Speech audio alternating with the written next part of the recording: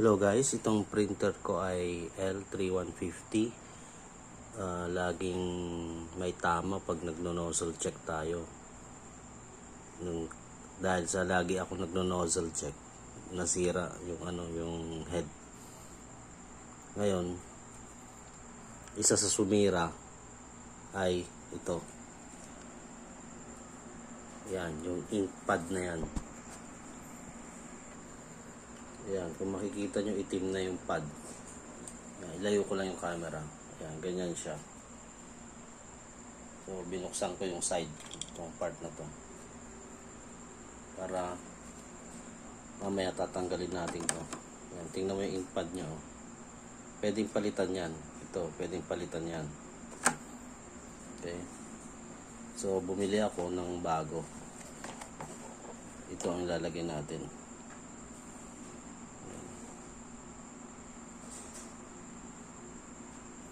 Magpapalit din tayo ng hose. Nabibili naman yan online. Ito yan yung hose nya. Nakakonect siya dito. Yung hose na yan. Ang tawag dyan ay purge unit cleaning pad. Purge unit cleaning pad L3150, L3110, the same. Turo ko sa inyo kung paano palitan.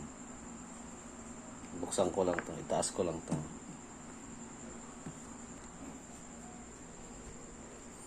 Maglagay tayo ng ilaw.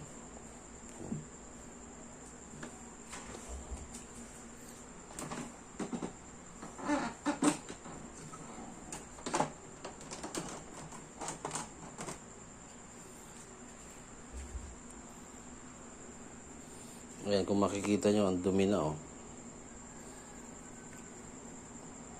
Palitan natin yan with this bago.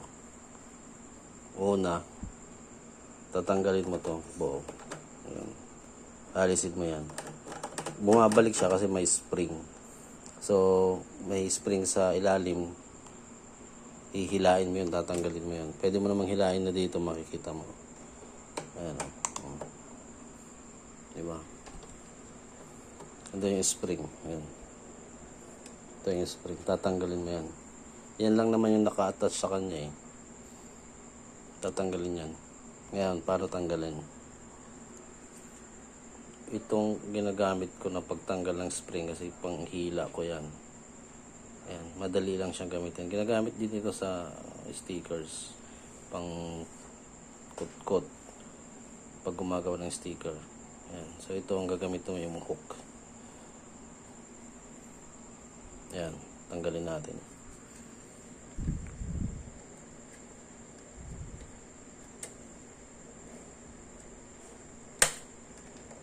Ayan, tanggal na siya. Huwag lang mawala yung spring, ha. Ayan, may naka-attach dito na ayan, yung tube, yung hose nya.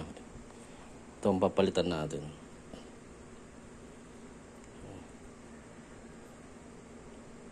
First time kong magpalit,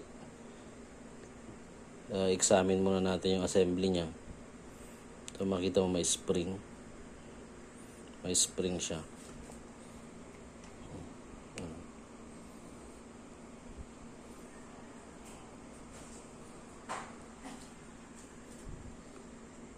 Ayan.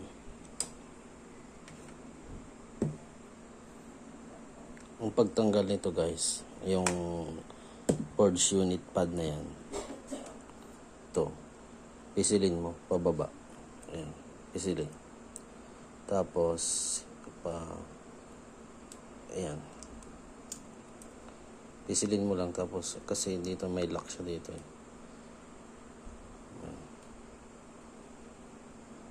Okay. Tanggal na. Ayan. Palitan natin ng bago.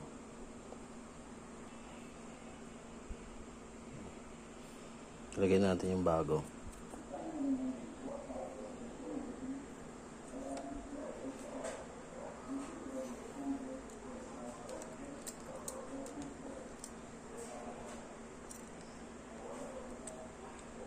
Pisilin mo lang ng ganyan, tapos tulak. Ayan. Ayan, nakalagay na. Okay. Balik na natin to doon. Ito, tapon na yan. Tapon. Hindi mo na kailangan yan. Over lifetime na yan eh. Ayan. Kung mapapansin nyo, pag over lifetime na yung pad na yon, ikita nyo, basang-basa o sa ilalim mo. Ayan o. Daming ink yan, kumakalat. Sublimation kasi itong printer na to. Ayan. Dahil dyan, nasira yung head. Mabuti may reserve akong head.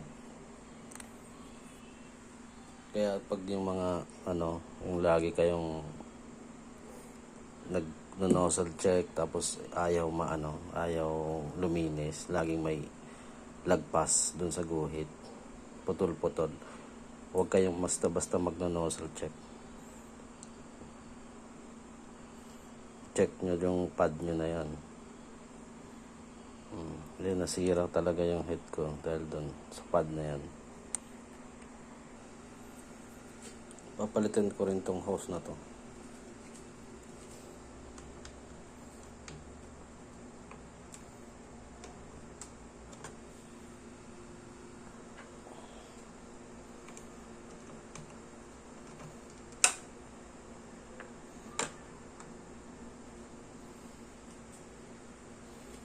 May gear siya oh. Ayan, so napalitan ko na yung hose. Lalagay mo lang naman yan, nakapaikot yun. Pasok dito, ayan. Magkakaroon ng loop. Ayan. Okay. Balik na natin tong gear dito.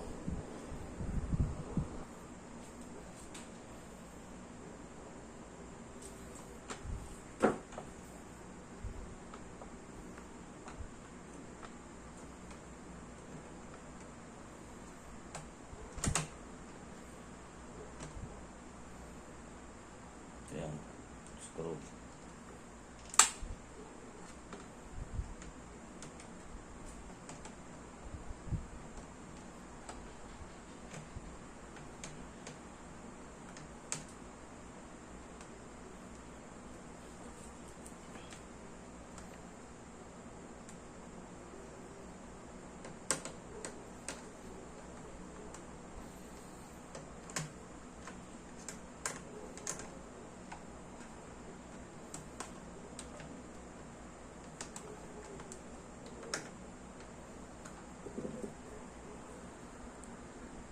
Tapos itong wire na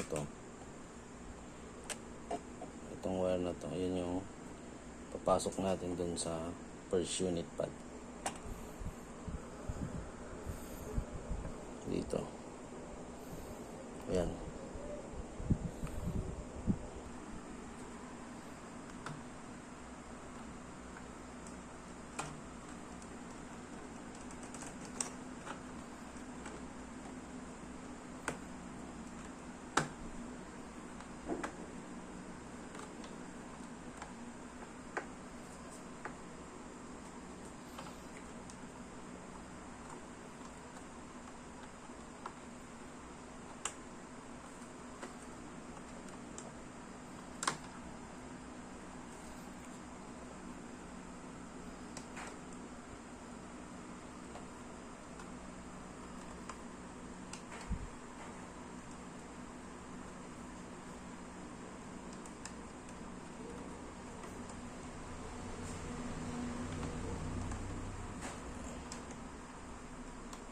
Nakakabit na. Tapos ito, ipipesto na natin to.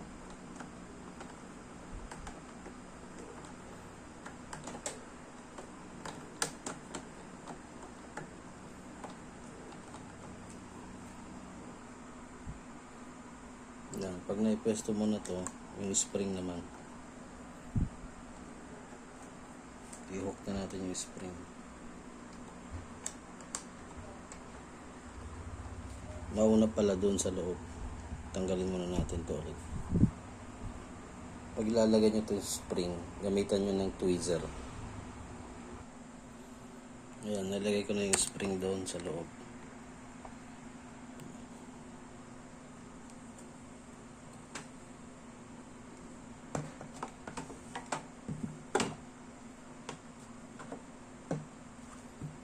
Ayan yung spring.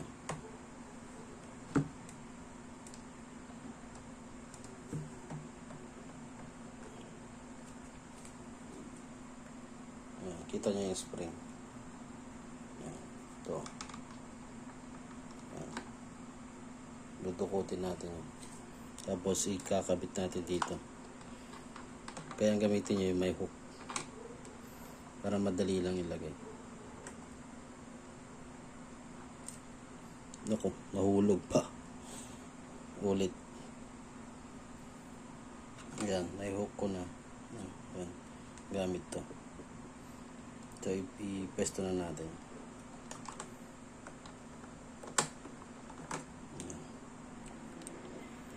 So, bago na yung purge unit ink pad na. Ink pad. Diyan, dito kasi sa part na to, diyan nakatambay yung head, yung parang salamin. Yan, nakatambay siya diyan. Kaya laging basa yan.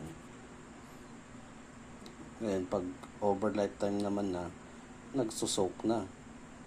So, masisira talaga yung head mo. Yan. So, paanda rin natin. I-close ko lang ulit. So yan, pinesto ko ulit sa dati niyang pwesto.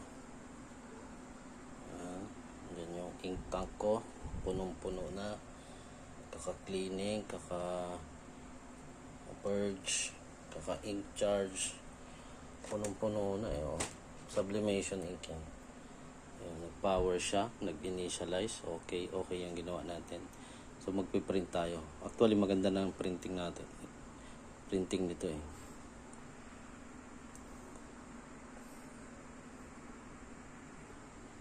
Try natin yung scanner.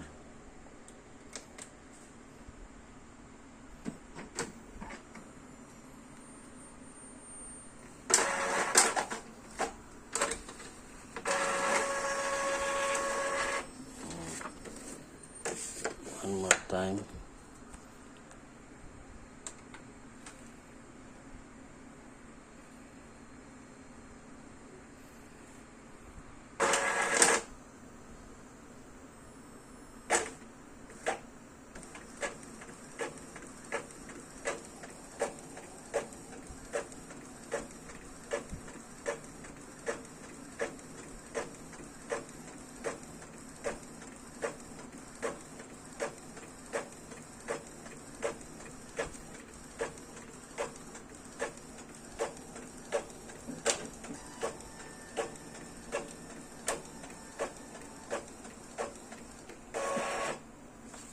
Check natin. So, may guhit siya. Try natin mag-cleaning. So, after ko mag-print, ito yung result. Bali sublimation kasi ito kaya medyo malabo yung print. Pero kung makikita mo yung black, okay na. Ito yung printing. Kanina kasi yung scanning. So, ang scanning nito, medyo may sablay na. Hindi ko naman ginagamit. Kaya ang importante sa akin yung printing niya. Okay. Try natin mag-nozzle check.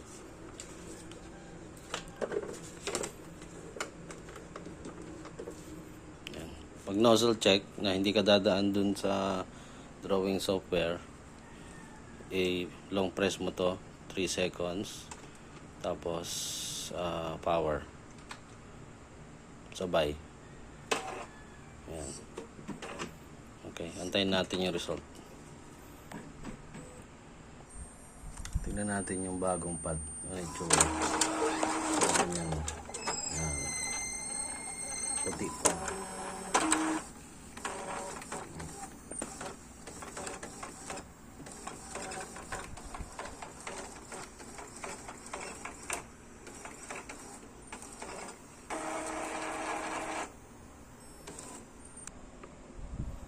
Kung makikita natin, may problema yung block.